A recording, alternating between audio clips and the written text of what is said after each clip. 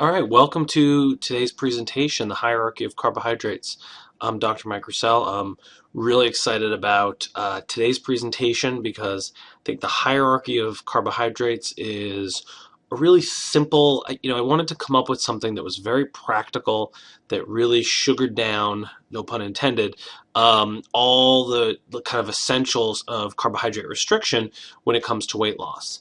And so I think you're going to find this is going to be really a very practical presentation. You're going to be able to get a lot out of this, and it's going to that you can apply to your diet. And then it's also going to answer a lot of questions that you have about carb cutting and carbohydrate restriction. So let's get started. Brief overview of things that we're going to cover. We're going to cover confusion about carbohydrates. We're also going to cover carbohydrate restriction at various levels. So one of the things that I'm going to use, one of the phrases you'll hear me use throughout the presentation is carbohydrate restriction. And so carbohydrate restriction is a phrase that I like to use because what we're going to talk about is how if you just cut your carbs a little bit, you're going to get some sort of benefit. So it doesn't need to be low carb, but you just need to restrict carbs at some level. So that's why I'll use the phrase carbohydrate restriction.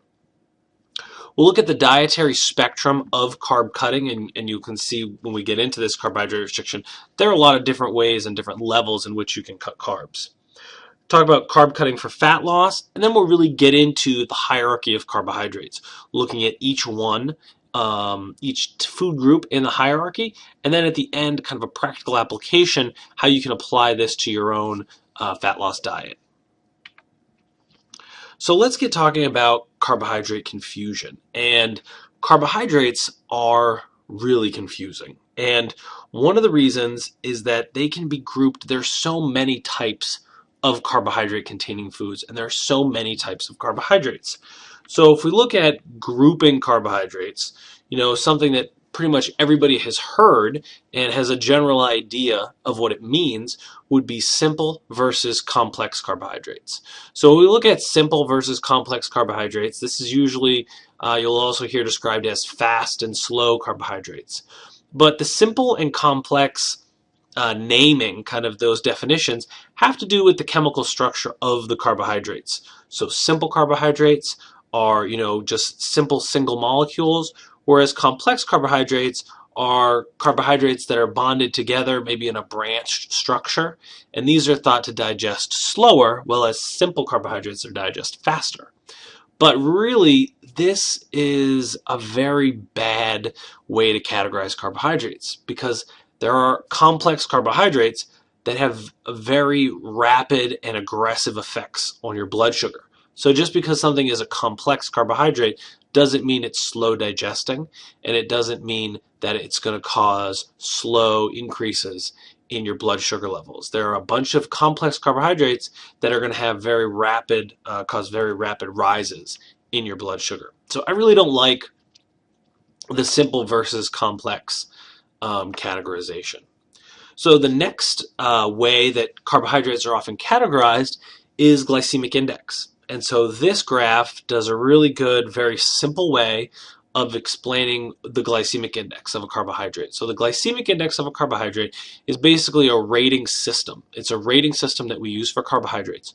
Foods that have a high glycemic index are going to cause a high and fast rise in your blood sugar levels.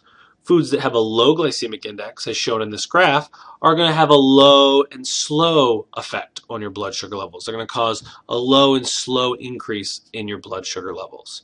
So the glycemic index is really good, and it really talks about more of kind of the chemical and structural properties of a carbohydrate.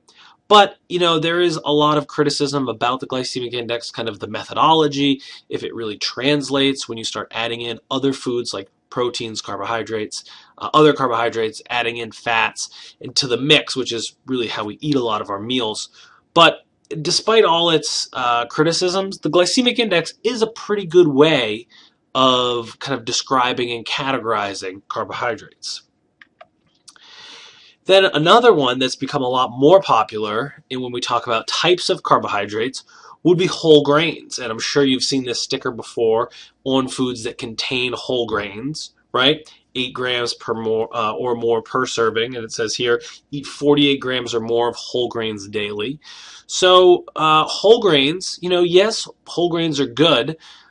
They're better than refined grains, but is eating more of them really going to give you a great health benefit? I really would say no. I say we don't know. I think eating more, the research would suggest that eating whole grains over refined grains is definitely better. But would you be better off to eat more whole grains or just less total carbohydrates? I really think that the answer points to less total carbohydrates. So, and this really brings us to an important point, I think, with nutrition in general, that it's all, when you're looking at nutrition, this food's good, this food's bad, which is how a lot of people like to talk. I should eat more of this, less of this. Everything's relative. So yes, if you had the choice between refined grains and whole grains, choose the whole grain option because you'll get more nutrients, you'll get more fiber. But if you had the choice between a non-whole grain and, say, a green vegetable, I would choose the green vegetable, right? They'll give you even more nutrients, different nutrients, but less carbohydrates and less calories. You'll probably feel fuller with the green vegetables as well. So just kind of another example, whole grains are really kind of touted at the moment. They're really being pushed and marketed very hard.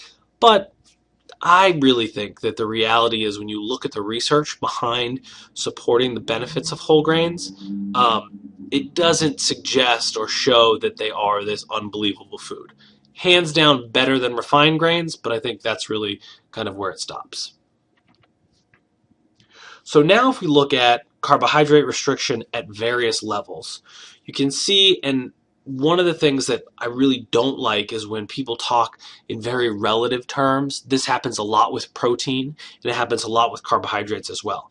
But you can see here, if we're going to talk about a diet, a high carbohydrate diet, right? So if you were talking to, say, Dr. Atkins, who created, or really not created, but really popularized a very low carbohydrate diet, and he were to say, well, that's a high carbohydrate diet. For him, a high carbohydrate diet is maybe 30% of calories, right? Because for someone like Dr. Atkins, they're looking a very low carbohydrate diet. They're like 10% of total calories.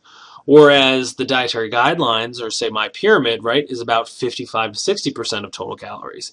And that people who prescribe that kind of diet don't really consider that high carbohydrate at all. So it's hard when we use these relative terms, but I'm going to use them here and then give you specific examples about them. So we say high carbohydrate, then we have moderate to high carbohydrate, moderate carbohydrate, reduced, and then very low carbohydrate. So if we look at the high carbohydrate diets, this would be something like the Ornish diet. The Ornish diet is about 70 to 75% of calories from carbohydrates. It's very, very low fat as well. So that's the diet that I know of which has the highest amount of carbohydrates. Then if we look next down, say a moderate to high carbohydrate diet, this category would be something like my pyramid or my plate. Also the DASH diet, which is a diet used in the treatment and prevention of both cardiovascular disease, like lipids, like your LDL, lowering LDL cholesterol, and also improving blood pressure. That is about half, so about 50 to 55% of your calories are going to come from carbohydrates. So I would consider that moderate to high.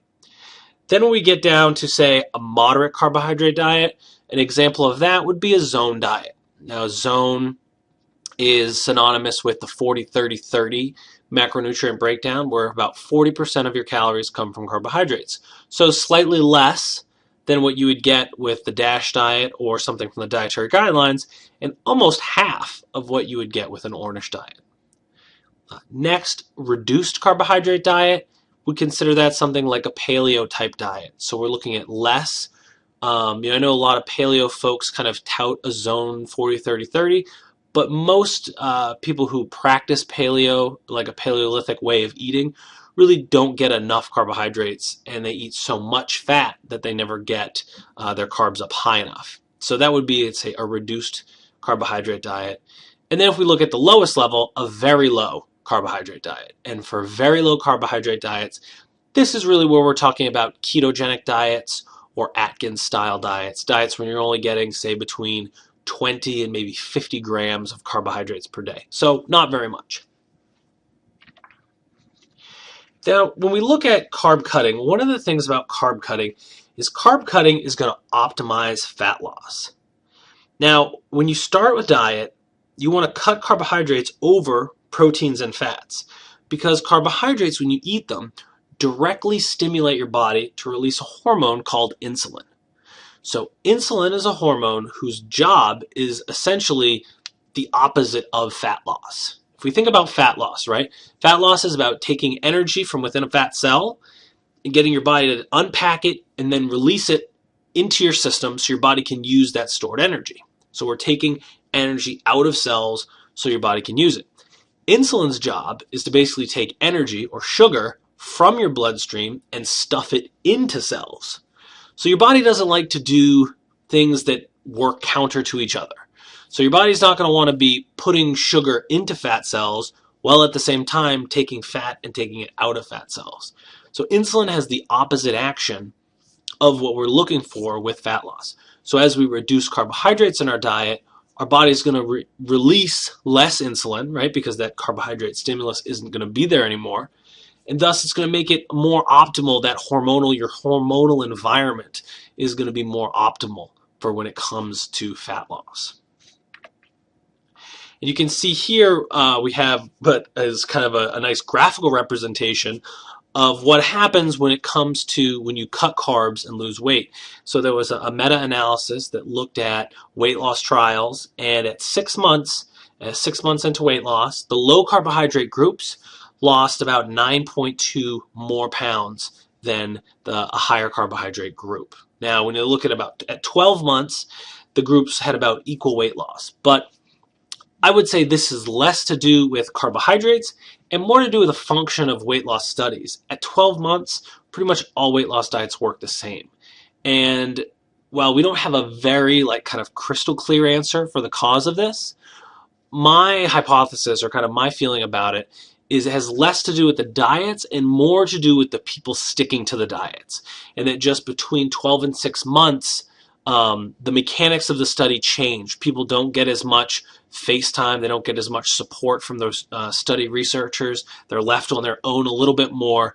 And when that happens, people just don't stick to their diet plans as well. So there's nothing magical from a biochemical standpoint that happens between 6 and 8 months. I think it's more of a behavioral thing.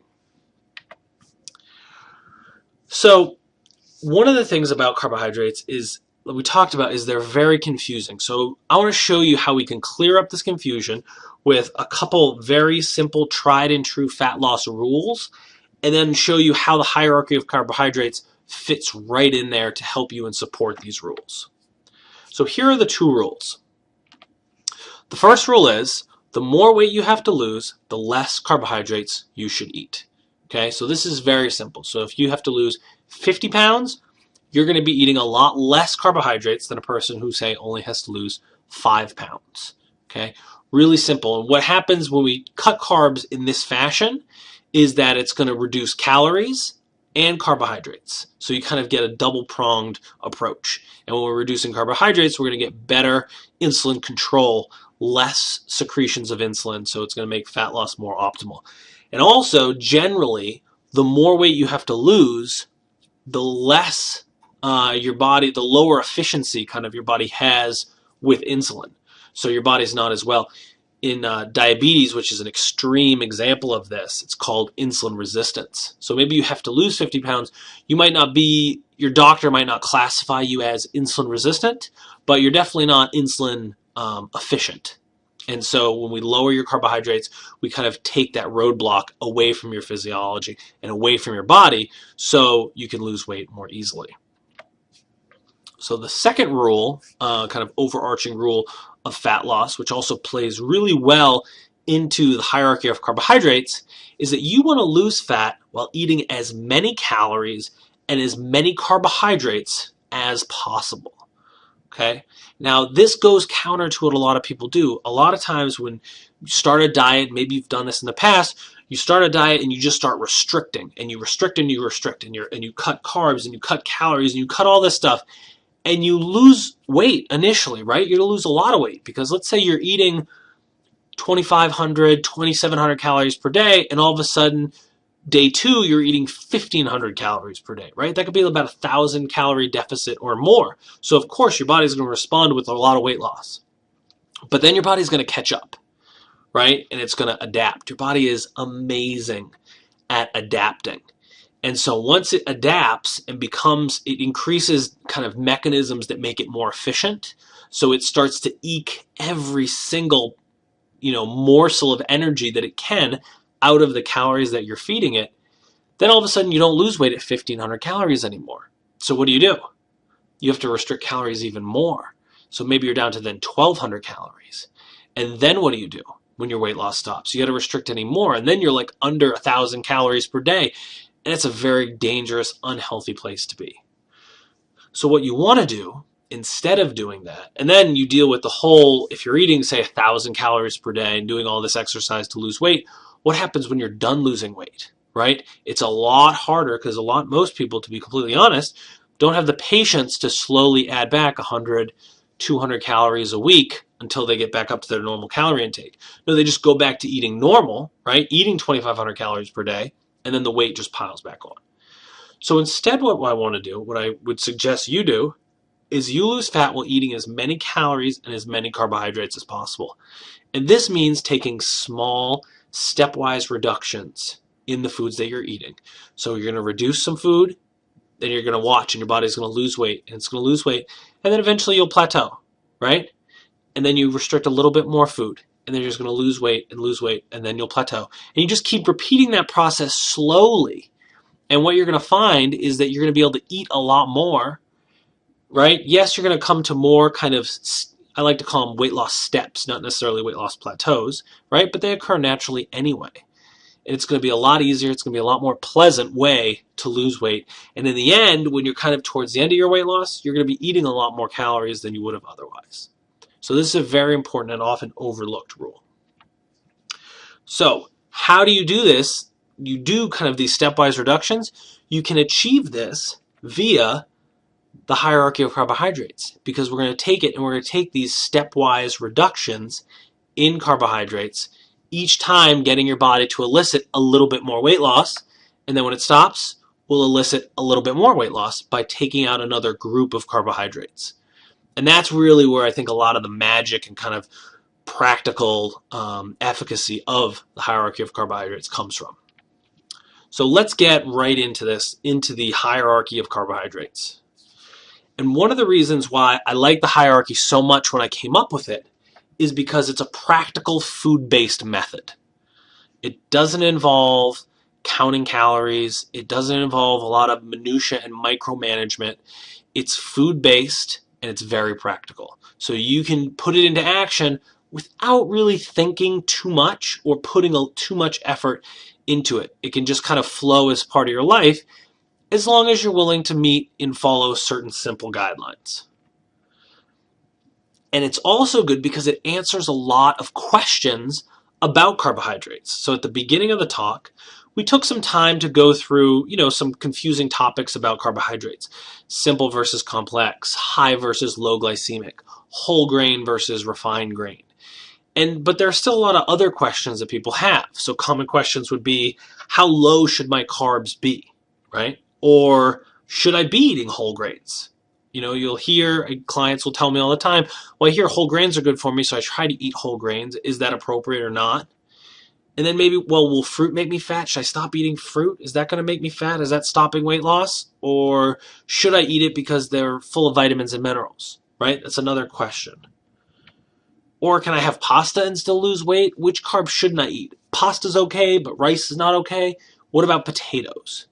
Right? There are all these kind of questions when you start getting into kind of the action of your weight loss diet that come into play just around carbohydrates.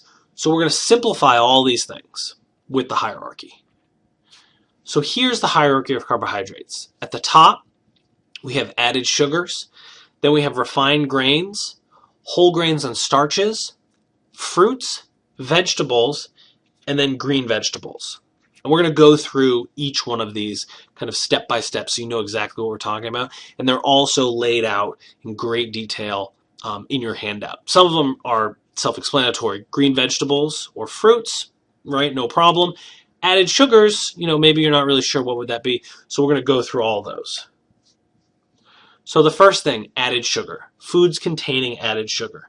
So added sugar is a very broad and big term, especially in our food supply. And you're going to need to get into seeing what does and doesn't have added sugar, you're going to need to get into reading food labels and ingredients. And so here's the thing when you're looking at ingredients. The first food in the ingredient list is going to be present in the largest amount. And then as you progress down the list on the ingredients, the last is going to have the least amount. Because added sugars are so prevalent, maybe there'll be one of these components, and we'll kind of talk about, I'll read off a list for you of what's considered added sugar, right? Maybe one of these things, like say maple syrup, right, could be found in this really nice whole grain bread that you wanted to purchase. And it's like 10th or 11th on the list of ingredients. I say something like that is fine, right? We really want to get top 3, top 5. That's what we're really trying to avoid when it comes to added sugar, because those are going to be in really high amounts. And sometimes when you start reading food labels, you actually get kind of disgusted, because you'll look at a food and you'll see in the top 5 ingredients, sometimes 3 of the 5 are sugar, but just all by different names, right? So it's great to start reading food labels, and it's really eye-opening. But so when we're looking at added sugars, so what constitutes added sugar? Things would be white sugar, brown sugar, raw sugar, high fructose corn syrup solids, malt syrup, maple syrup, pancake syrup, fructose sweetener, liquid fructose, honey, molasses, anhydrous dextrose, and crystal dextrose. Right? So there's a lot of different ways to say sugar. And so those, like the list is in your handouts, but those are the things that you want to really start avoiding. Top of the list, the only time you would ever want something with added sugar would be with your sports drink or your workout drink, whether it's pre or post-workout nutrition, right? Then it's going to be liquid, so it's going to be sugar, whether it's a sports drink like Gatorade that's going to have sucrose and fructose, or if it's something like a more kind of exotic or higher end sports drink, and maybe it's going to have dextrose and maltodextrose, right? Those are some other names for sugars. That's really the only time when I think added sugars are okay, unless you're having a kind of a splurge meal and you're off your diet plan and just kind of enjoying yourself. So the next up are refined grains. So refined grains are grains that have undergone processing such that 2 key components of the grain are removed. And specifically, it's the bran and the germ. And why these are so important is because these are the parts that contain the fiber and a lot of vitamins and minerals. And so oftentimes what's going to happen is when the grain gets refined, the bran and the germ gets removed, right? Then this grain is a lot more easily accessible to your digestive system, and it's digested a lot quicker. If we go back to that concept of glycemic index, right, that foods with a higher glycemic index are digested faster, they cause faster rises in your blood sugar. If you take a whole grain and then you take the refined grain version of that, the refined grain version is going to have a higher glycemic index because your body has to do less work to get at those carbohydrates and sugars, right? It doesn't need to crack through the bran and the germ to get to those things. And if you look at like kind of tables of the nutrient quality and the nutrient profile of whole and then their refined grain counterparts, it's amazing. You lose so much from a vitamin and mineral perspective. B vitamins, vitamin E, magnesium, all these things just get stripped away when you remove the bran and the germ. So nutritionally, they're a lot less nutrient dense, and then they're a lot less satiating. They're going to be a lot less satiating as well because they're going to be simple and they're going to be broken down to the more simple components that are more easily digested. So then next up on the hierarchy are whole grains and starches. So here we're looking at brown rice or brown rice and a wild rice mix. Now I include in this category things like whole grain pasta, whole grain breads, brown rice, quinoa, buckwheat, corn tortillas, and then from a starch department, things like potatoes would also fall in here. So while potatoes aren't technically a grain, they still are very carbohydrate dense. And though by definition, these foods, whole grains and starches, are complex carbohydrates, they can still be digested, those sugars and carbohydrates can still be digested rather quickly, causing larger rises in your blood sugar level. So they're more calorie and carbohydrate dense than the foods lower on the list that we're going to get into. So next up is fruit. So this is, people are always wondering, well, where does fruit come into play? So here's where fruit comes into play. And with fruits, we're basically just talking about all kinds of fruits. They could be tropical fruits like oranges, or they could be berries or apples. But this is where fruits come in with regards to your carbohydrate intake. One of the things about fruits that it's just important to note that I'm talking about whole fruits. Now, fruit juices, even if they don't contain added sugars, even if it's 100% fruit juice, I recommend that you don't consume them, right? Because the calories are very easily to consume. If you're trying to lose weight, it's very easy to consume. You could easily drink 3 apples worth of apple juice, right? Or apple cider. But it would be really hard. It's a lot harder to sit there and eat 3 whole apples. And after you did, you'd feel a lot different if you drank a large glass of, say, apple cider, which was the equivalent of 3 apples, versus you ate 3 apples, right? Think about how you'd feel afterwards. You'd feel a lot different afterwards. You'd be a lot more full after you chomped through and ate and digested the 3 apples versus the juice. Juice is just too calorie and too carbohydrate dense, and it's not satiating enough. And nutritionally, it doesn't give you that much of an advantage, really. If anything, you lose some nutrition when you go juice because you lose that fiber and some of those nutrients. So I recommend that you avoid the fruit juices when we're talking about weight loss. And oftentimes, for the most part, even in non-weight loss scenarios, when you're looking to maintain your weight, it's just a source of calories that are just too easy to consume that you don't really need. So when we're talking about fruits, we're talking about whole fruits, eating the fruit itself. So beans and legumes, if you'll remember back when I showed you the initial hierarchy of carbohydrates, they weren't on the chart, and I looped those in with vegetables. So we'll talk about beans, legumes, and vegetables together. And when we talk about removing carbohydrates, they're going to come in around that same time. They're a little more carbohydrate dense than a majority of vegetables, but we still kind of group them in there because they're generally much slower digesting. Their digestive profile is much more similar to vegetables, so we incorporate those. But with beans and legumes, we're talking about here chickpeas, black beans, kidney beans, black-eyed peas, any kind of bean or legume that you want to have. Now vegetables, this slide I guess is kind of funny because tomatoes are technically a fruit, but we're going to use them as kind of the poster child for vegetables. So with vegetables, now we're talking about non-green vegetables. So vegetables as a category, these could be things like tomatoes, onions, butternut squash or acorn squash, eggplant, and other similar non-green vegetables are going to fall in this category. Now these foods, as you can see as we're moving down the list, these foods are a lot less calorie dense, they're a lot less carbohydrate dense, and they have a lot more nutrients than things higher up on the list. And that's something that we'll talk about a little bit later, that you'll notice as we move down the hierarchy, the foods become less calorie dense, right? More calories, like foods with added sugars are going to have a lot more calories than, say, foods down here where we're talking about vegetables, a lot less calories. Vegetables are going to have a lot of nutrients, whereas at the top of the hierarchy, something like refined grains and foods with added sugar are going to have a lot less nutrients. And that's also, if we were to add a third, say, weight loss rule, it would be to eat more nutrient-dense foods, more foods that have vitamins, minerals, and antioxidants, because these are the foods that are generally going to be lower in calories. Just kind of how Mother Nature did it, that the more nutrient-dense, the less calorie-dense. So then the last category is green vegetables. Now green vegetables really should make up a bulk of your diet. And with green vegetables, they're very low in calories, they're very low in carbohydrates, they're high in fiber, and we're talking about things like broccoli, cabbage, peppers, scallions, Brussels sprouts, kale, spinach, lettuce, all those things. It's pretty easy. If it's vegetable and it's green, this is where it comes in the hierarchy. And these foods are great because they have a lot of bulk, a lot of volume from internal water, but not a lot of calories.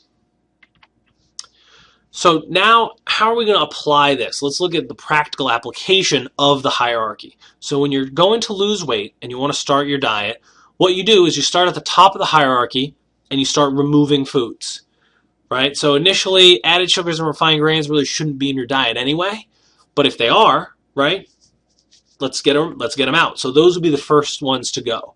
So we get rid of those, and then you'll slowly kind of chip away. The next ones to go would be whole grains and starches. So if we go back to a question like with fruit, am I eating too much fruit? Is fruit making me fat? Should I remove fruit from my diet? Well, according to the hierarchy, what I've created for you here, if you're still eating whole grains and starches, then you don't want to be removing fruit yet. Remove the whole grains and starches first, because those are going to be more calorie and more carbohydrate dense, right? And so we'll remove those first, and then you get down to fruit. Then you're at a diet that the carbohydrate makeup is basically fruits, vegetables, and green vegetables, right? And then if you need to further reduce calories, then we can start cutting out fruit. But so that's how it's going to work. And now when we look at building, right? So weight loss, fat loss, people are always talking about remove, remove, remove. Remove this, remove that. We look at the flip side of the coin, eat. What do you want to eat? Eat more of what? And so you want to eat more from the bottom, right? I don't want to call it I stayed away from kind of the pyramid message and kind of the pyramid idea, but you want this pyramid, this big foundation from the bottom. So we eat more of the foods at the bottom, more green vegetables, more non-green vegetables, and then less fruit, and then even less whole grains and starches, and then just a tiny, tiny bit of refined grains and added sugars, if at all, right? But so you eat from the bottom up and you remove from the top down. Really kind of very simple and practical. So now this is how we would put it into play, say on a week by week, how your fat loss diet might play out. So initially we cut out added sugars and refined grains. And you want to maintain that, keep eating in that way until your weight loss plateaus. So maybe it's 3 or 4 weeks. I would like you to keep like a weight loss plateau. I don't really call it a plateau unless it's 2 or 3 weeks, right? 1 week, it's easy to go a week. You don't lose weight 1 week and then next week you lose 2 or 3 pounds. Like weight loss isn't linear, so have patience with this. But so once you've kind of hit this plateau, then you want to move out whole grains and starches. What we'll do is we'll move those directly after exercise. And one of the reasons we're doing that is because, one, it lets us keep your calorie intake higher longer. But what we're doing is we're shuffling around the carbohydrates in your diet and putting them at a time where your body is most ready to handle them physiologically. So exercise is truly the best diabetes drug there is. So exercise sensitizes your muscles to carbohydrates. And it creates an environment where your muscles are like carbohydrate sponges. So we'll move whole grains and starches. We'll move these carbohydrate-dense foods right after exercise and only eat them in that first, maybe second meal after you exercise. And that's going to shuttle those carbohydrates more directly towards your muscles to aid in recovery and muscle growth, which is a really important part of successful fat loss. So you'll maintain that intake until your weight loss plateaus. Again, another 2-week minimum before we really call it a plateau. And then we cut out whole grains and starches. So then we'll be eating fruit, non-green vegetables, legumes, and green vegetables. Maintain that intake until weight loss again plateaus for say 1 or 2 weeks. 2 weeks is better, right? You're in this for the long haul. You're in this to lose the weight and never gain it back. So it's okay if we take it a little bit slower. And then you're just going to continue this process, removing carbohydrate groups until your weight loss goal is achieved. And now really what's going to end up happening is once you cut out starches, and so then you're just eating fruits, vegetables and legumes and green vegetables, that's probably the lowest you're going to have to go. Very rarely are people going to need to then cut out fruit and then further cut out non-green vegetables to get down to a ketogenic or a very low carbohydrate type diet. If you're just eating green vegetables, you're pretty much at a very low carbohydrate diet or a ketogenic diet. Most people aren't going to need to go that low to continue weight loss, especially to get to a point where you're lean. Like say for a man, if you want to get down to say 8 or 10% body fat, you can do it by eating, some fruit, non-green vegetables, and green vegetables. You don't need to take it all the way down to go ketogenic. And remember, we want to eat as much as possible while still losing weight. So that's really key. But that's how you want to play out. That's how we're going to slowly remove things, see how the body responds, remove some more carbohydrates, reinitiate weight loss, remove some more carbohydrates, reinitiate weight loss until you reach your weight loss goal. And then when you start adding foods back, right? So then once you've achieved your weight loss goal and you start adding foods back, excuse me, you'll add them back kind of in the reverse order that you remove them. So if we just removed starches and grains, that was the last group that you removed, the first thing you're going to want to add back is starches and grains post-exercise. And then do that for a couple weeks. And then we'll add in, say, starches and grains at breakfast, right? If you exercise in the evening. And then, so you add them back at breakfast. So then we add them, throughout the whole day. And then you can add back maybe the occasional treat refined grain after that. So we add them in a reverse order after we've achieved our weight loss goal slowly until our body then kind of starts to gain weight back. What you basically want to do is you're kind of titrating or figuring out your exact personal carbohydrate tolerance. Because research shows that it's really important that kind of your own physiology, how your body processes carbohydrates, makes a big impact on your weight loss success, and then matching your carbohydrate tolerance with appropriate carbohydrate intake is really important. That sounds confusing, but you can do it very simply using this hierarchy of carbohydrates and the methods that I've just described.